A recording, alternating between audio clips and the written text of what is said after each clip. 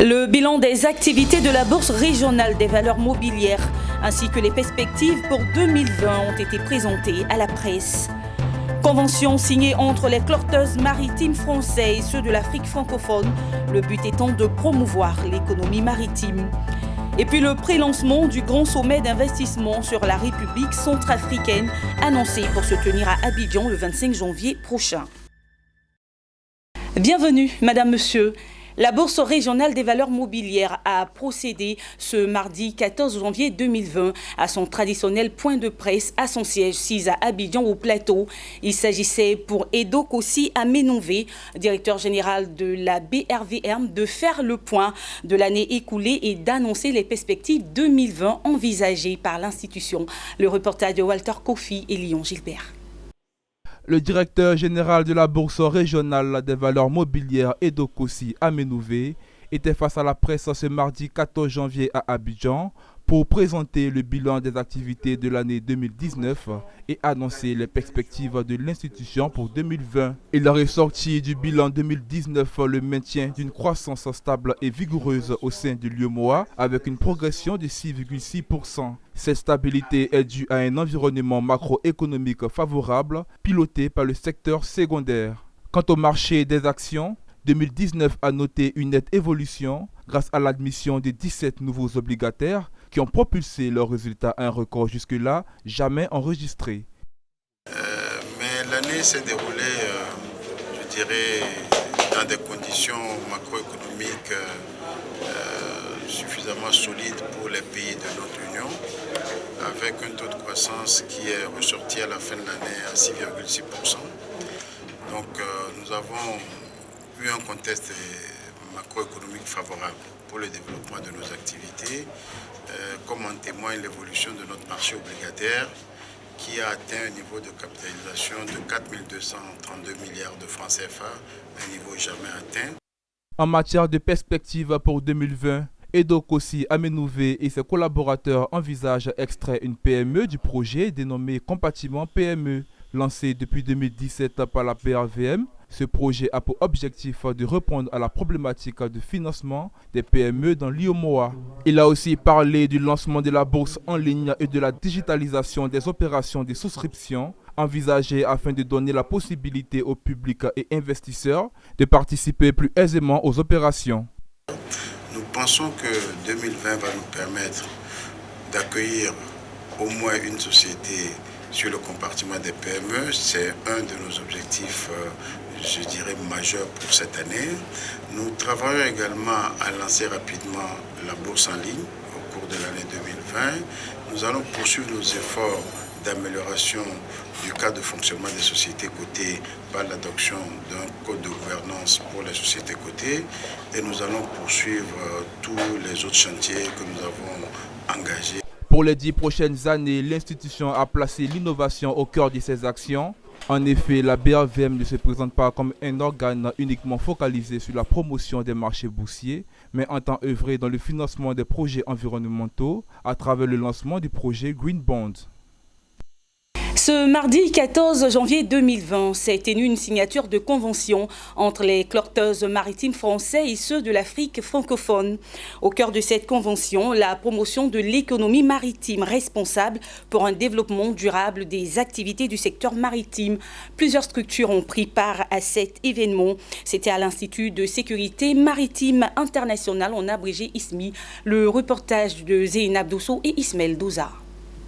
Comment promouvoir une économie bleue, responsable, créatrice d'emplois et d'opportunités pour un développement durable des activités maritimes? C'est tout l'enjeu de cette signature de convention entre le cluster maritime d'Afrique francophone CEMAF et le cluster maritime français CMF. Un partenariat qui entend créer une synergie, un réseau d'échanges entre ces acteurs africains de l'écosystème maritime. L'économie bleue, c'est une économie qui est d'abord de développement durable, qui est respectueuse de l'environnement, qui a ses piliers de la croissance bleue, c'est-à-dire le pilier environnemental, le pilier économique et le pilier social. Et une économie bleue, ça s'inscrit là-dedans.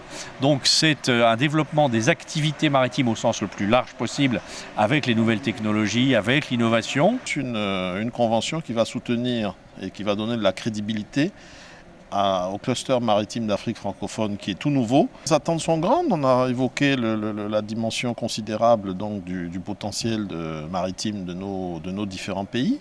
Maintenant il s'agit de s'en saisir, il s'agit d'aller dans le même sens. Donc nous allons travailler ensemble, en synergie, pour aller de l'avant. Le président de l'Académie régionale des sciences et techniques de la mer, ARSTM, qui accueille cette cérémonie de convention, félicite ce partenariat. Pour lui, ainsi que d'autres acteurs, c'est une opportunité pour penser un travail collectif.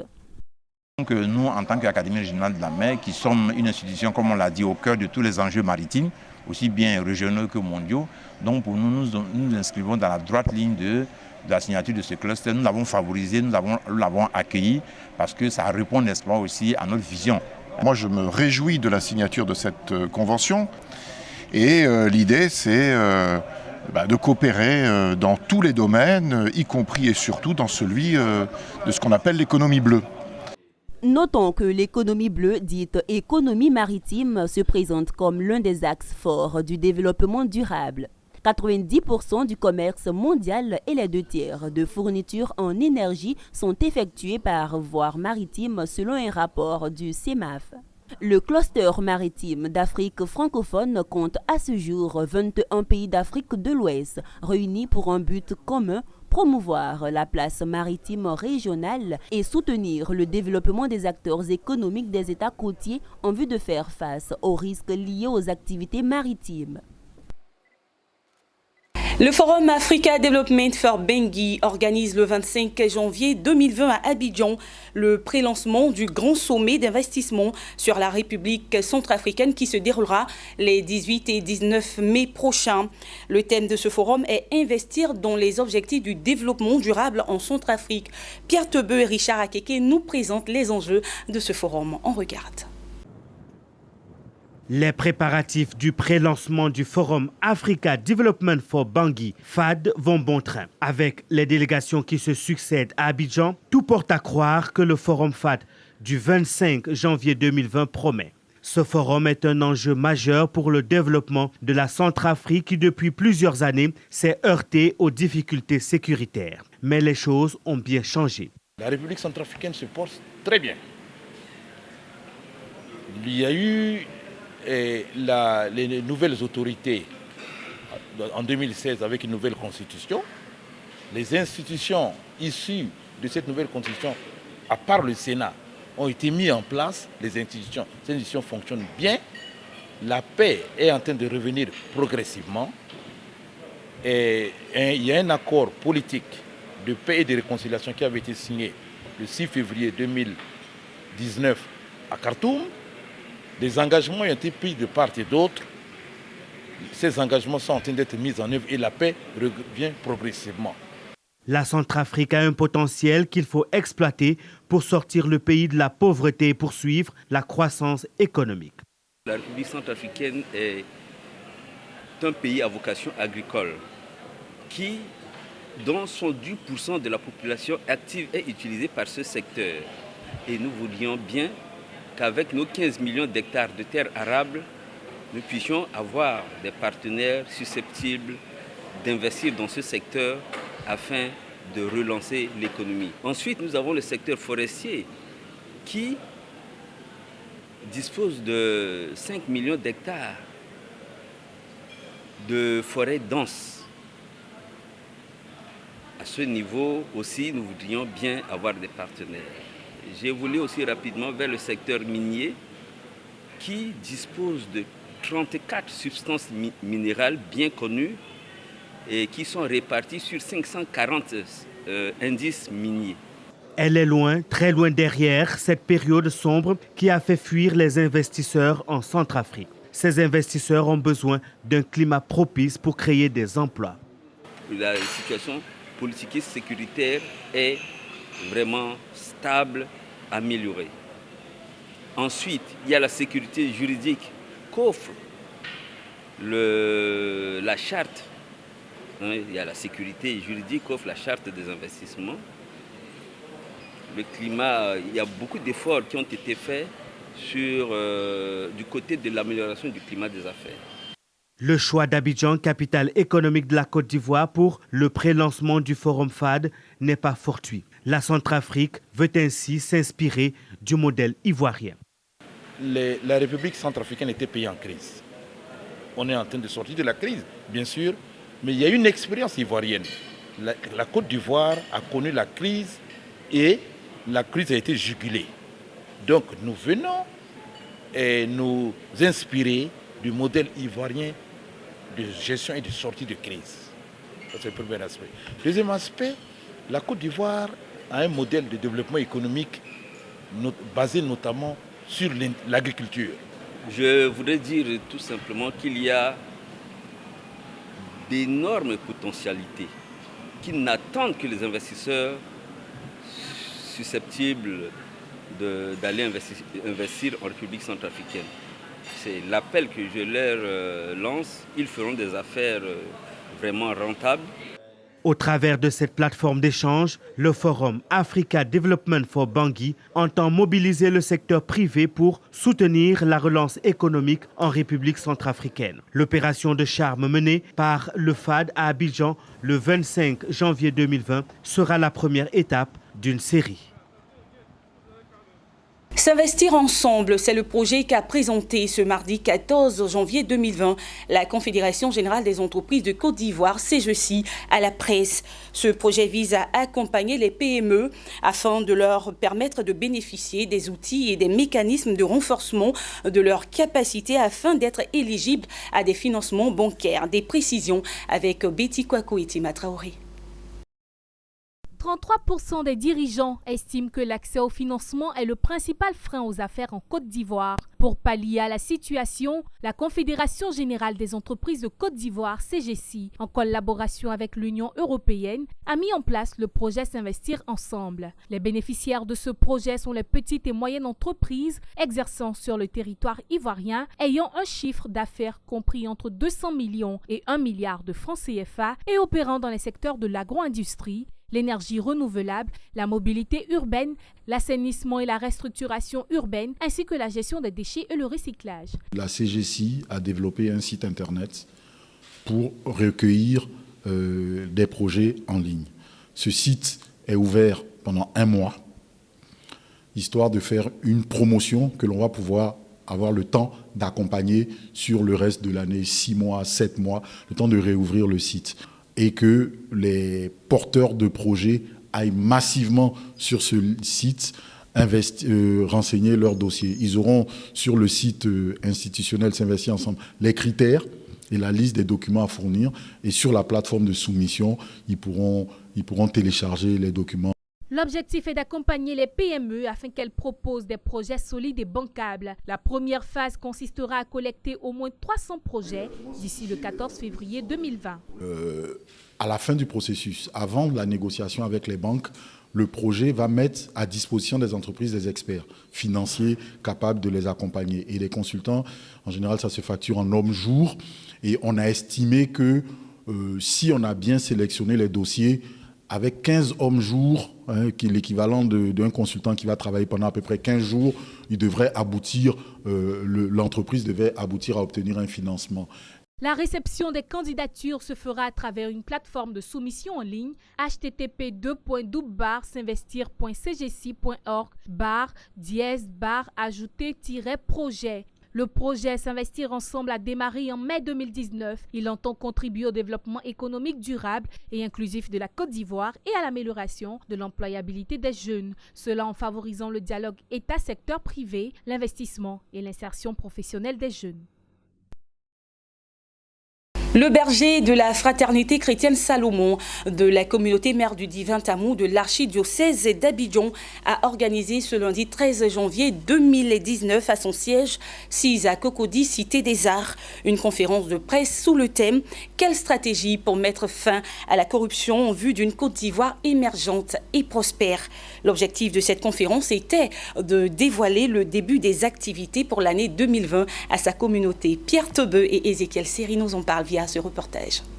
La rencontre avec la presse de ce lundi avait pour but d'annoncer la conférence de ce vendredi 17 janvier 2020 qui se tiendra autour du thème « Quelle stratégie pour mettre fin au fléau de la corruption en vue d'une Côte d'Ivoire émergente et prospère ». Le berger de la fraternité chrétienne Salomon entend ainsi intensifier son apostolat auprès des laïcs chrétiens dans la lutte contre la corruption. La corruption particulièrement est un véritable frein au développement.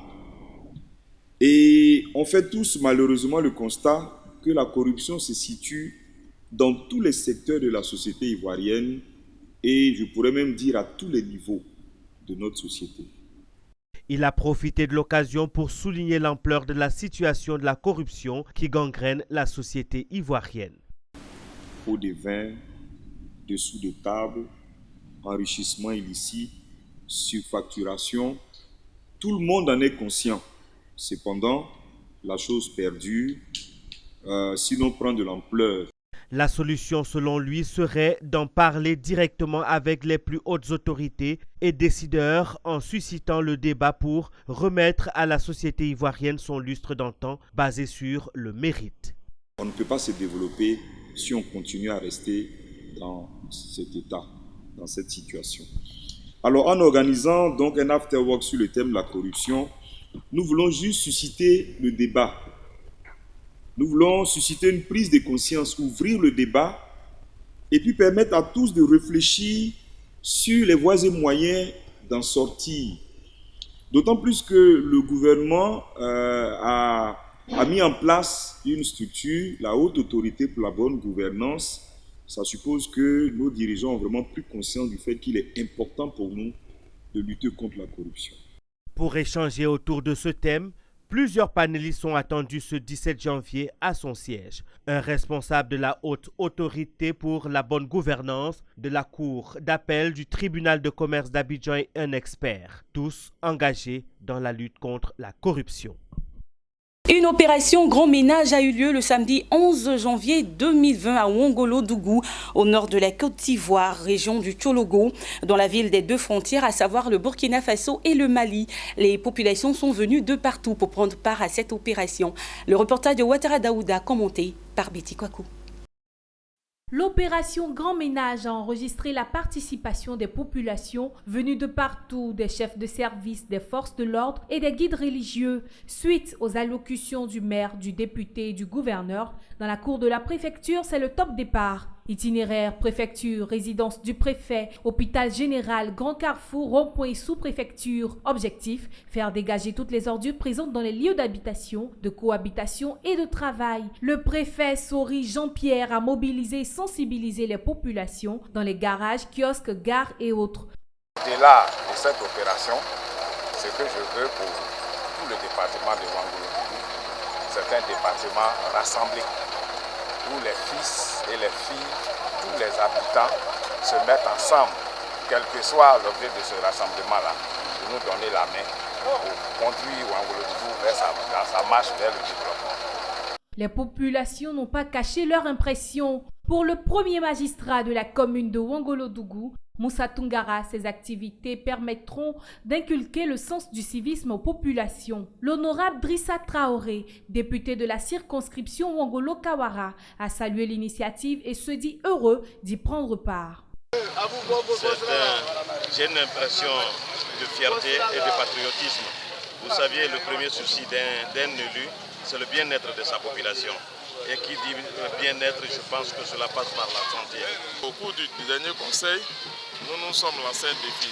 Ouangolo vraiment sera l'une des villes les plus propres de la Côte d'Ivoire parce que c'est la vitrine, c'est l'entrée de plusieurs pays. Donc il faut qu'on donne une bonne image de la Côte d'Ivoire. À la fin de ce lancement, les autorités ont encouragé et félicité tous les participants venus de façon volontaire en les encourageant à rester engagés pour le combat contre les ordures. Et voilà qui referme ce journal préparé par l'ensemble de la rédaction. Merci de l'avoir suivi. Je retrouve très bientôt avec le même plaisir et sur le même canal. Au revoir.